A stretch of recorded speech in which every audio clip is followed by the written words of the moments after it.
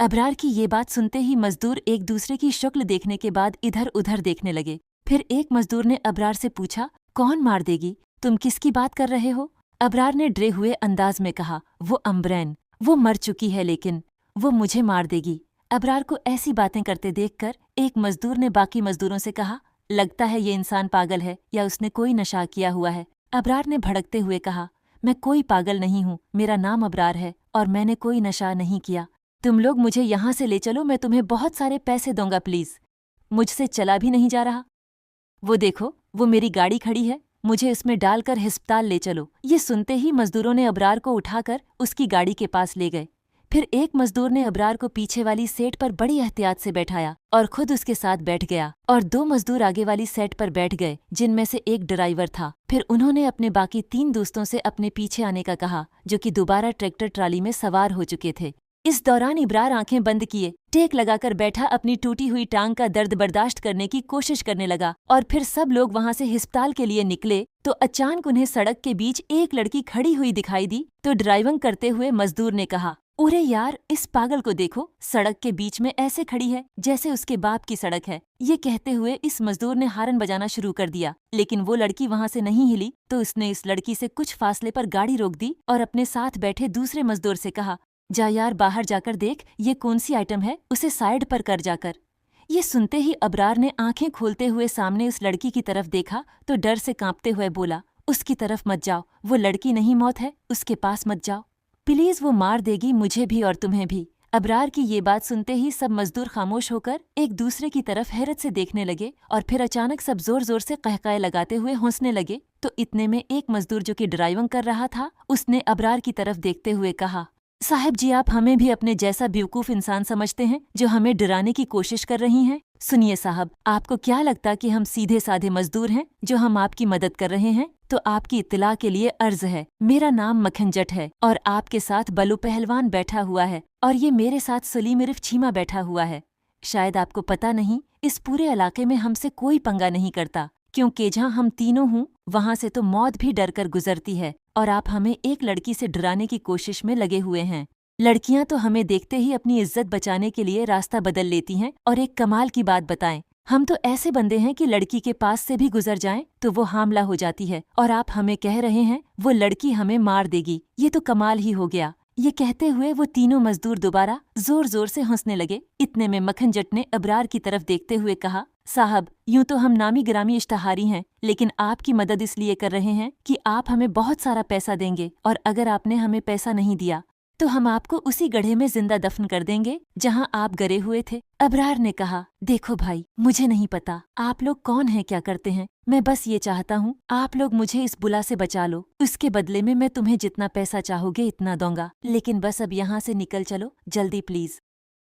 अबरार की ये बात सुनकर मक्खन जट ने सलीम को कहा, यार, हमारे साहब इस फलझड़ी को देखकर डर रहे हैं। जा जरा साहब को थोड़ा सा ट्रेलर तो देखा कि हम ड्रामेबाजी करने वाली लड़कियों के साथ किया करते हैं, जा जरा। ये सुनते ही सलीम हंसते हुए गाड़ी से बाहर निकला और उस लड़की की तरफ देखते हुए बोला, कौन है तो? हमारा रास्ता रोककर तूने खुद पर जुल्म कर लिया है।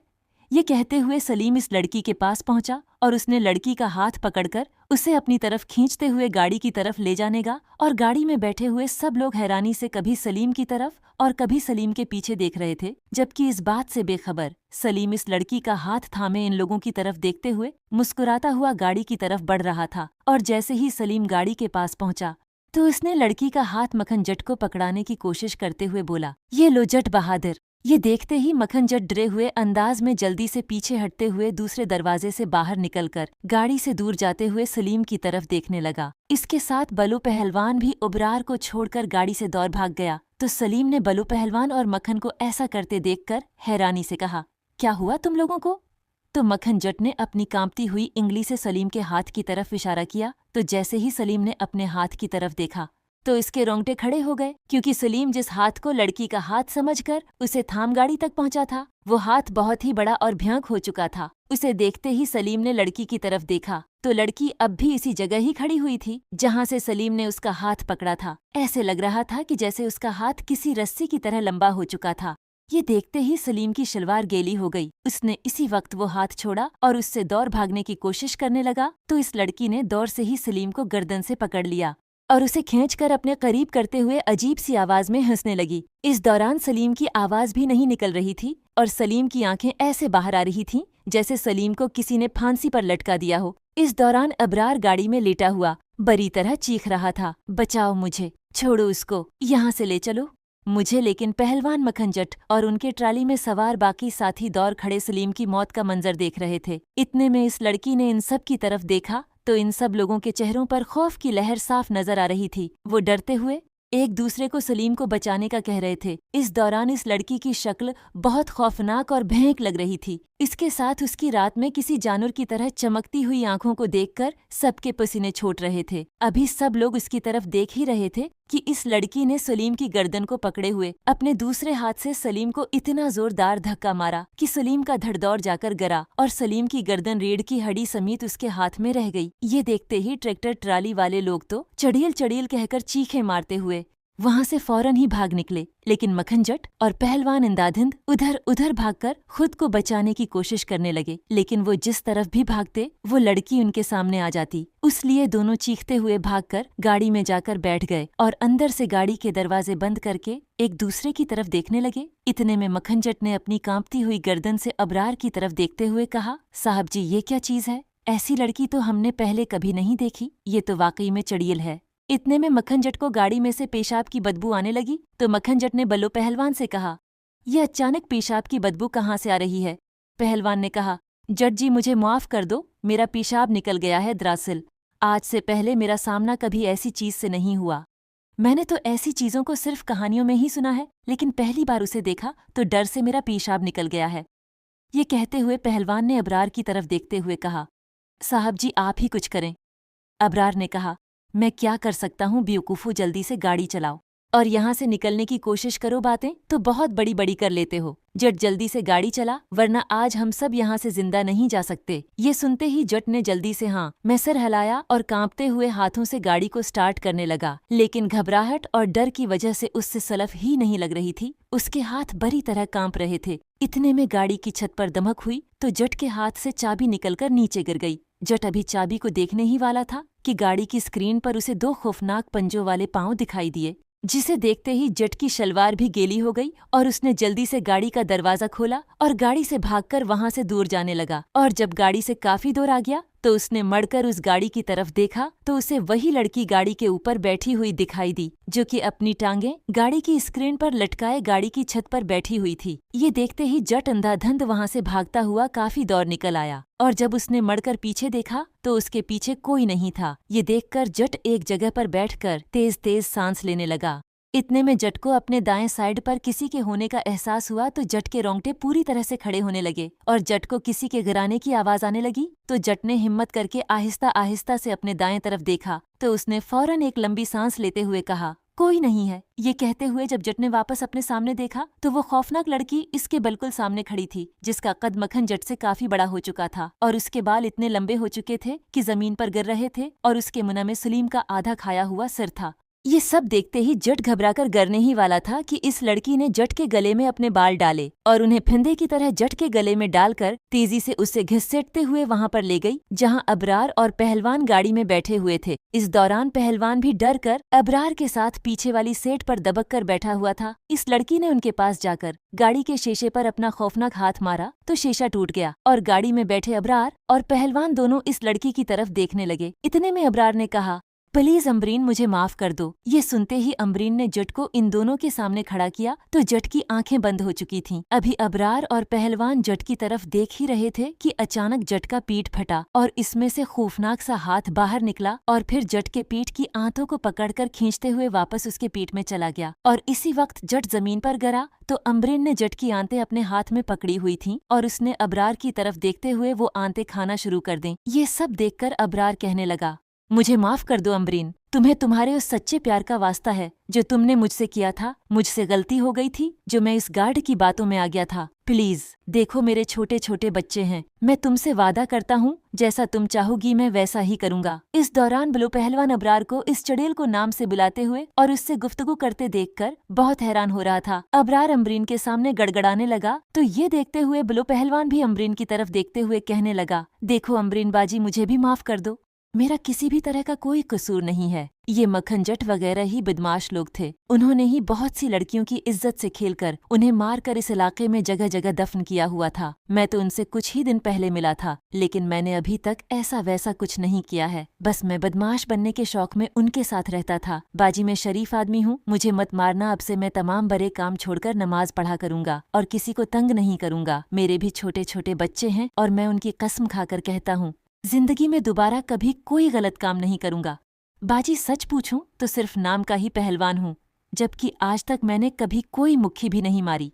आप चाहो तो इस शख्स को मार दो अगर उसने आपको तंग किया है, क्योंकि मेरे दोस्त उसको अच्छा इंसान समझकर इसकी जान बचा रहे थे, वो भी पैसों की लालच में आकर। लेकिन मैं सच कह रहा हूं, मैं उसका साथ नहीं दूंगा। अगर ये तुम्हारा मुजरिम है तो तुम उसके साथ जो चाहो कर सकती हो, पर मेरी बहन, मुझे माफ करके मुझे यहाँ से जाने दो। पहलवान की ये बातें सुनकर इब्रार ने कहा, तुम तो अपनी बकवास बंद रखो। ये कहने के बाद इब्रार ने अमरीन की तरफ देखते हुए कहा, देखो अमरीन, मैं जानता हूँ कि आज तुम मुझे नहीं छोड़ने वाली, इसलिए बस मैं इतना कहना चाहता हूँ कि मुझे एक मौका दे दो, ताकि मैं सबके सामने जाकर तुम पर लगाए गए वो तमाम इल्जामात को झूठा साबित करके तुम्हारे घर वालों की खोई हुई इज्जत को वापस ला सकूं। क्योंकि तुम्हारे इस दुनिया से जाने के बाद वो बेचारे आज तक यही सुनते आ रहे हैं कि उनकी बेटी किसी के साथ मुना काला करके कहीं भाग गई है, जबकि वो थाने में तुम्हारे लापता होने की रिपोर्ट करवाने भी गए, लेकिन उनकी किसी ने नहीं सुनी। ये सब मेरी वजह से हुआ है। और तुमने ठीक कहा, मेरे जैसे इंसान को कोई रियायत नहीं मिलनी चाहिए, और तुम उसके लिए मुझे कड़ी सजा दोगी। लेकिन मैं इस अंजाम से पहले ये काम करना चाहता हूँ, इसलिए तुम मुझे कुछ दिन की मोहलत दे दो, ताकि मैं पुलिस के सामने जाकर सब कुछ कबूल कर सकूं कि ये सब मैंने किया था। इसके बाद तुम जैसे चाहोगी मेरा खात्मा कर देना। इब्रार की ये बात सुनकर अम्बरीन ने गुराते हुए अपना मुना गाड़ी के दरवाजे के करीब करके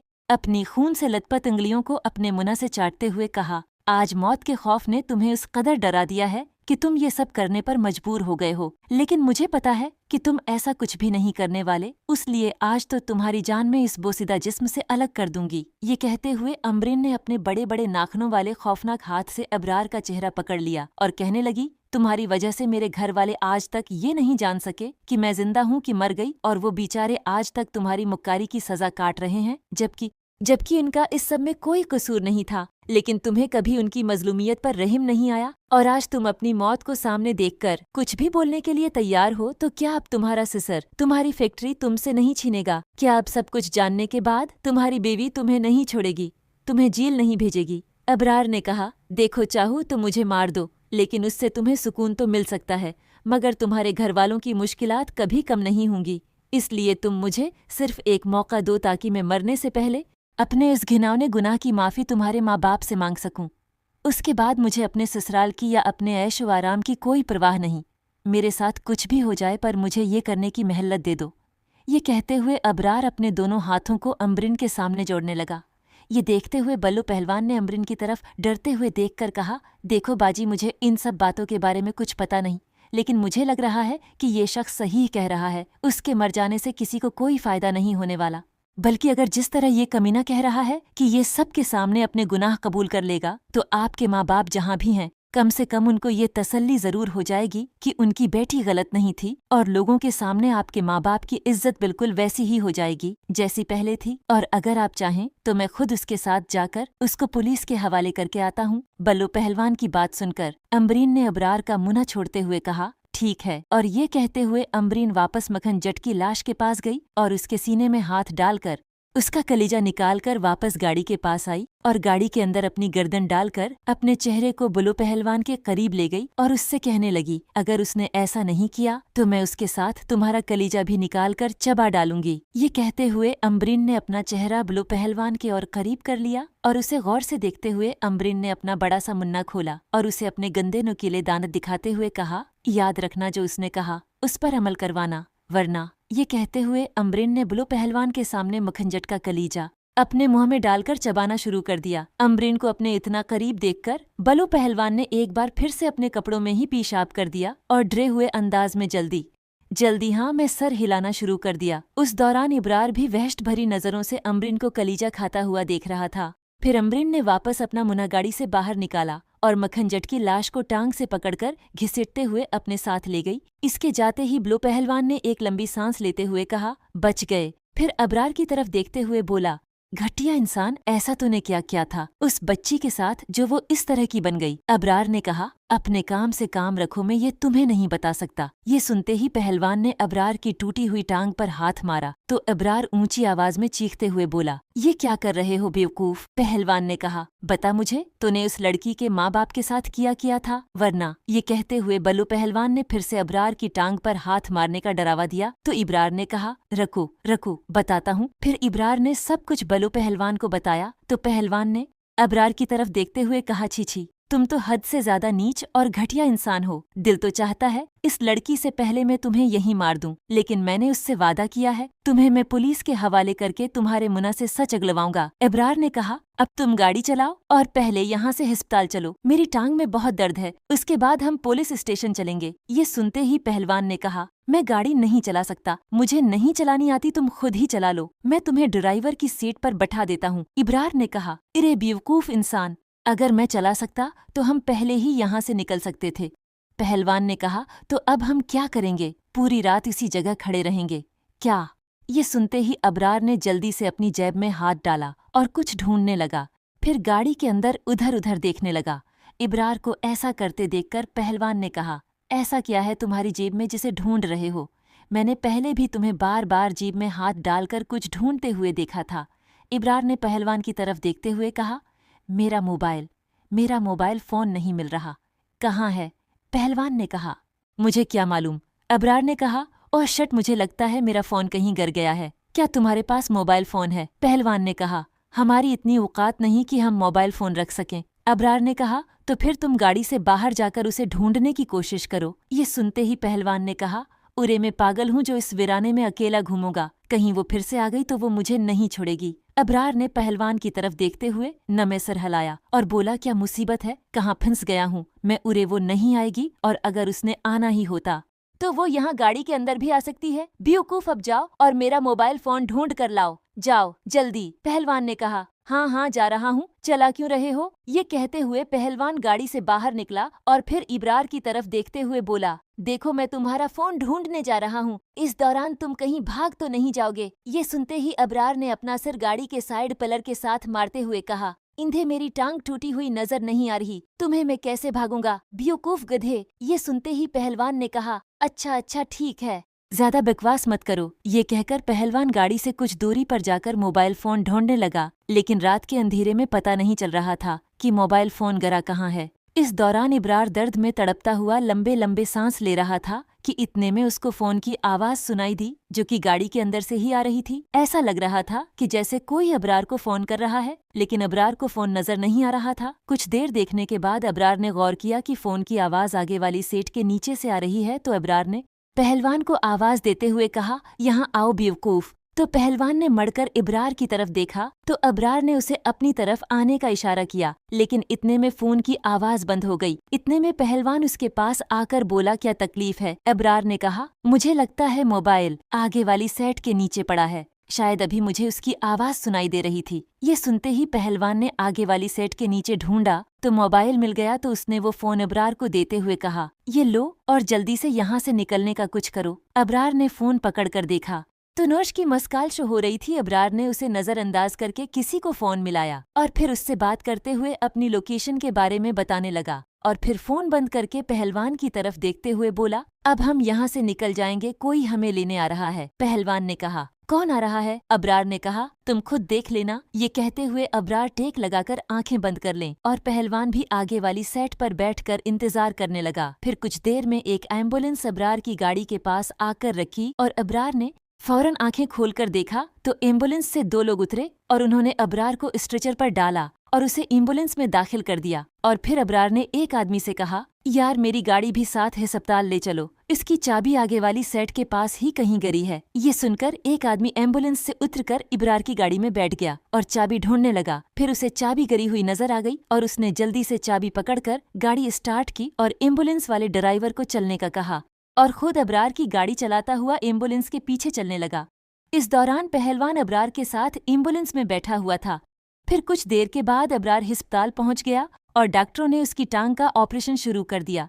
इस दौरान पहलवान अस्पताल में एक बेंच पर लेटकर अबरार का इंतजार करने लगा कि अचानक पहलवान की आंख लग गई और जब अबरार का ऑपरेशन मुकम्मल हो गया तो डॉक्टर ने अबरार को दूसरे वार्ड में शिफ्ट कर दिया। इतने में अबरार ने अस्पताल के एक आदमी से कहा, वो जो मेरे साथ एक बंदा आया था वो कहाँ है? उसने कहा, सर वो तो बाहर सोया हुआ है, मैं उसको बुलाकर लाता हूँ। अबरार ने कहा, नहीं नहीं, उसे इसी जगह पर लेटा रहने दो। दरअसल वो एक इश्तहारी है और इसी ने मुझे उस वीराने में यरगमाल बनाया हुआ था। आप ऐसा करें, पुलिस को कॉल करके उसके बारे में बता दें और प्लीज मुझे यहाँ से जल्दी ही डिस्चार्ज करके मुझे मेरे घर तक छोड़ दें, क्योंकि यहाँ मेरी जान खतरे में है। प्लीज, उसके लिए मैं आपको बहुत ज्यादा पैसे दूंगा। फिर अबरार ने अपना तारुफ करवाते हुए कहा, तुम जब चाहो मेरी फैक्ट्री में आ जाना और पैसे ले जाना।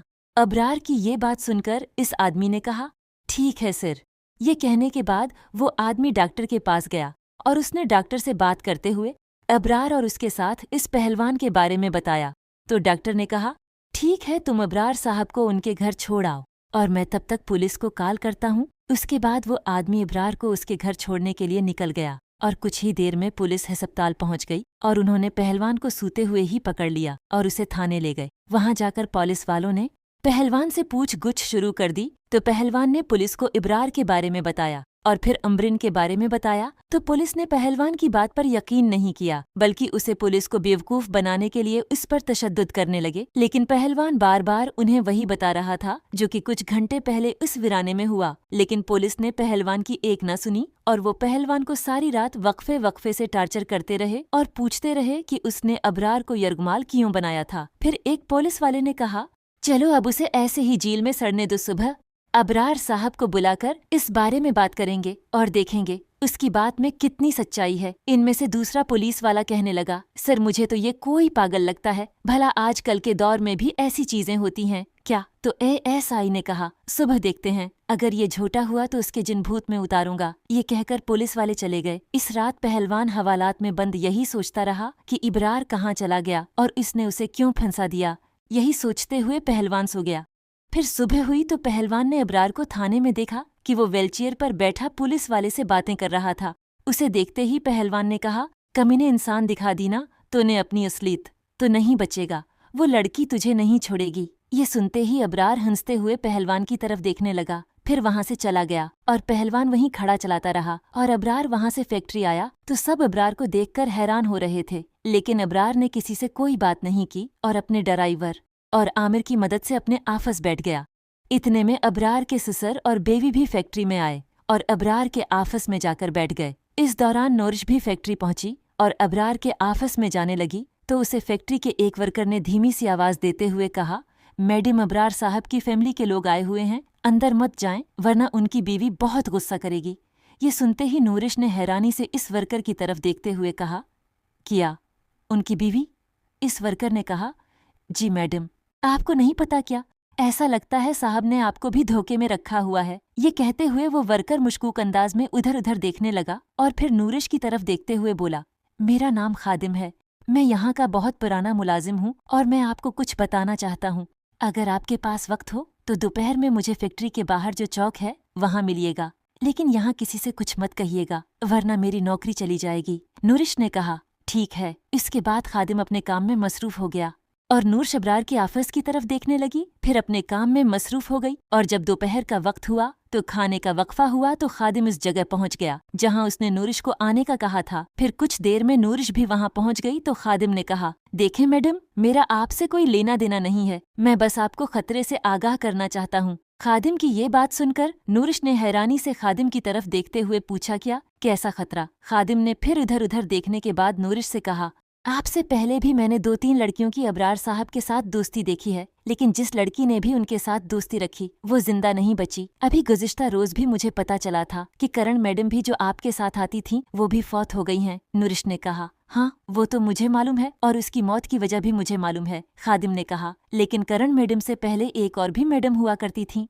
अमरीन मैडम, वो भी आपकी तरह बहुत खूबसूरत और होनहार लड़की थी और सबसे बड़ी बात उनका अखलाक भी आप ही की तरह बहुत अच्छा था। उनकी अबरार साहब के साथ दोस्ती भी आपकी और करण मैडम की तरह थी। फिर एक दिन अमरीन मैडम और अबरार साहब की दोस्ती के बारे में उनकी बीवी को भी पता चल गया। इस दिन आपस में अबरार साहब की बीवी के साथ बहुत लड़ाई हुई थी। इसके कुछ दिन के बाद अबरार साहब दोबारा अमरीन मैडम से मिलने लगे, लेकिन अबरार साहब ने अमरीन मैडम के साथ अच्छा नहीं किया। उन्होंने अपने सिक्योरिटी गार्ड से मिलकर उसे कहीं गायब कर दिया और आज तक उनका कुछ पता नहीं चला।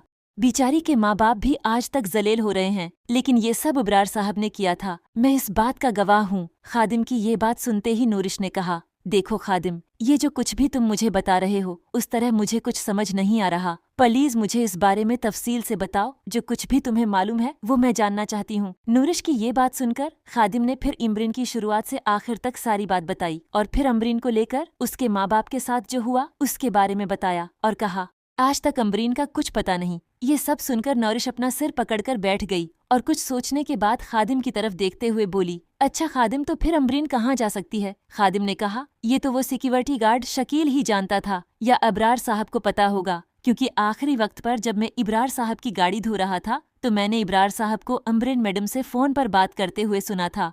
वो अमरीन मैडम को ये कह रहे थे कि वो इनसे माफी मांगना चाहते हैं और उसके लिए अबरार साहब ने उन्हें किसी जगह पर बुलाया था।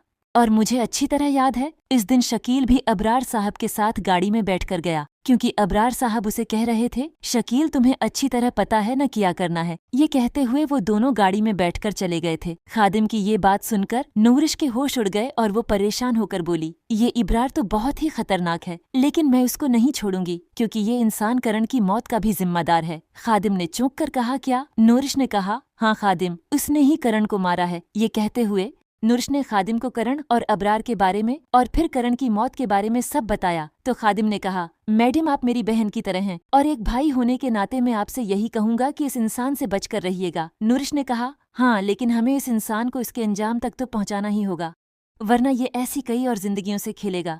नूरिश की ये बात सुनकर खादिम ने कहा, लेकिन हम ये करेंगे कैसे? पुलिस वाले सबूत मांगते हैं और हमारे पास उसके खिलाफ कोई सबूत नहीं है सिवाय मेरी और तुम्हारी बातों के। नूरिश ने कहा, फिर भी कुछ तो करना होगा। मैंने भी अबरार से शादी का कहा था, लेकिन शादी के नाम पर वो मुझे भी धोखा दे रहा था। फिर मैंने उसे 1 महीने में शादी का वक्त दिया था क्योंकि मैं उसे आजमाना चाहती थी, लेकिन अब तो सब कुछ पानी की तरह साफ हो चुका है। अब मैं उसको सजा दिलाकर ही रहूंगी, लेकिन अफसोस की बात यह है कि ऐसा करके मैं भी अपने वालिदीन के लिए बदनामी का बायस बनूंगी, क्योंकि मेरे पास कुछ है जो मुझे अबरार को सजा दिलाने में मेरी मदद कर सकता है। ये सुनते ही खादिम ने हैरानी से नूरिश की तरफ देखते हुए कहा, ऐसा क्या है तुम्हारे पास? नूरिश ने कहा, वो मैं तुम्हें बाद में बता दूंगी, लेकिन पहले तुम मेरी बात गौर से सुनो। आज इब्रार की फैमिली भी यहाँ है, तो मुझे ये काम आज ही करना होगा। इसके लिए मुझे तुम्हारी जरूरत है, तो क्या तुम मेरी मदद करोगे?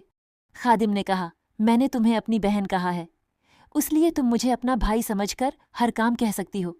बताओ मैं तुम्हारे लिए क्या कर सकता हूँ? नूरिश ने कहा, लेकिन एक बात याद रखना, अगर हम इस काम में नाकाम हुए तो हमारी नौकरी भी जा सकती है। ये सुनते ही खादिम ने कहा, मैं अपनी बहन के लिए ऐसी हजारों नौकरियां कुर्बान कर सकता हूँ, बस तुम मुझे बताओ करना क्या है मुझे। नूरिश ने कहा, तो सुनो, मैं अबरार को इस फैक्ट्री के बाहर बुलाकर इससे कुछ बातें करूंगी।